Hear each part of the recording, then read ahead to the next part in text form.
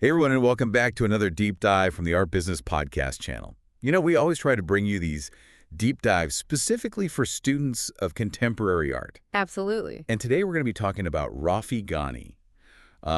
He is a leading figure in the Malaysian contemporary art scene, known for his vivid use of color and powerful imagery. Yeah, he's become really well known for that, hasn't he? Right. Yeah. And what I think is so interesting about him is that, you know, he had a really, really long and successful painting career, but then he just kind of recently, I think in the last, couple of years, took a big leap into sculpture, which is really, I think, fascinating. Yeah, it's always exciting to see an artist like that, Yeah. Someone who's so established in one medium just kind of embraces a whole new challenge, and just dives right in. Yeah. And what's really striking about Rafiee Ghani is his ability to kind of bridge the gap between Western art techniques and these distinctly Malaysian narratives. Yeah. It's that unique fusion that makes his work so compelling. So, okay, let's start with kind of the beginning. Okay, yeah. I'm curious about his early influences. He studied in both Holland and the UK Yes, he did. in the early 80s, right? That's right. How did those experiences kind of shape his initial style?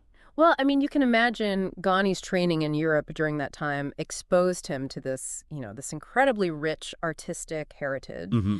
And you can actually see echoes of European masters like Gauguin, who, as you know, was known for his bold color palettes. Right. And also Matisse with his emphasis on decorative patterns. Yeah. And you can see that in Ghani's early work. And these influences are especially evident in his initial kind of exploration of abstract expressionism, Okay. where he really focused on these dense, organic forms Yeah. and kind of intimate scenes of domestic life. So it sounds like he absorbed those techniques but didn't simply replicate them.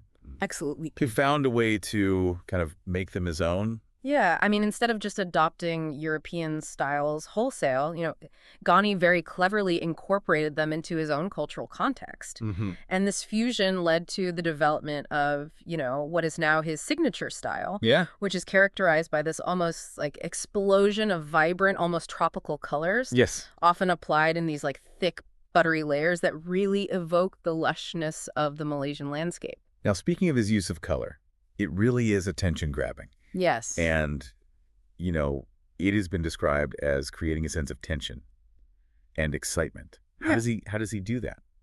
So Ghani does this really interesting thing. He incorporates what he calls color cutouts. Okay. And these are basically these small bursts of contrasting color, detail, and pattern that actually interrupt the composition.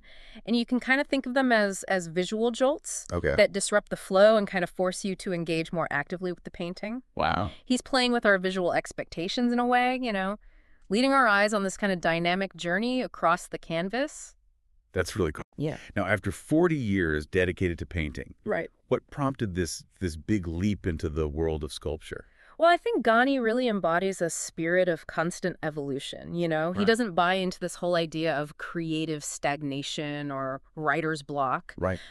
He really embraces these new mediums. Yeah. And he challenges himself to explore uncharted territories. And so, this recent move to sculpture is really just an example of his remarkable drive to constantly reinvent himself. Okay, now I'm really interested in this move to sculpture. Yeah. Tell me about his choice of materials. He uses quite a variety of wood, doesn't he? He does, yes. Ghani works with a number of different types of wood, each with their own unique properties and textures. He uses chengal wood, known for its durability, African mahogany for its rich color, Santang wood for its fine grain, and he even uses tamarind, acacia, and merbau. Wow. Yeah, it's almost like he's composing with wood, carefully selecting each piece for its specific qualities. That's so interesting. Yeah, and what's also interesting is that he sources all of these woods locally. Oh, wow. From the Kelantan region of Malaysia. And this choice really reflects his deep connection to his homeland and his commitment to incorporating local elements into his art. Okay, so now instead of brushes, he's using saws and carving tools. Right. Is there a continuity between his painting and sculpting techniques? Or is it a complete departure? I would say it's more a fascinating translation. Okay. His sculpting process involves shaping the wood through sawing and carving, Yeah. which are techniques that require a very different kind of precision and control compared to painting. Right. But even in this new medium, his signature vibrant colors are still a central element. Right. He'll often paint the sculpted wood. Adding these layers of color and visual complexity, it's almost as though he's translating his painterly language into a sculptural form. Wow. Creating this dialogue between the two mediums. And his impact extends beyond his own artistic practice, right? He's been a significant influence in shaping the Malaysian art movement. Oh, absolutely, yeah.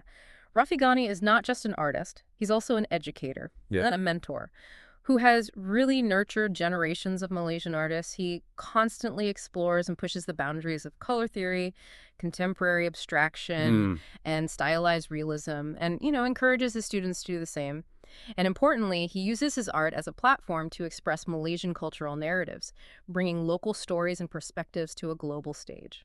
I think his work really invites us to reconsider what Malaysian art can be. It definitely does, and I think that brings us to a thought-provoking question for you. As students of contemporary art, how does Rafiee Ghani's innovative use of color and form, this fusion of Western techniques and Eastern narratives, how does that reshape our understanding of Malaysian art? And we encourage you to delve deeper into his work, explore its nuances, and think about its place within the broader context of global contemporary art. I mean, his journey from canvas to sculpture is truly inspiring, and a testament to the boundless possibilities of artistic expression. Well, that's all the time we have for today, but make sure to check out our next deep dive where we'll be discussing, well, we haven't decided yet, but we'll let you know. We'll keep you posted. See you then.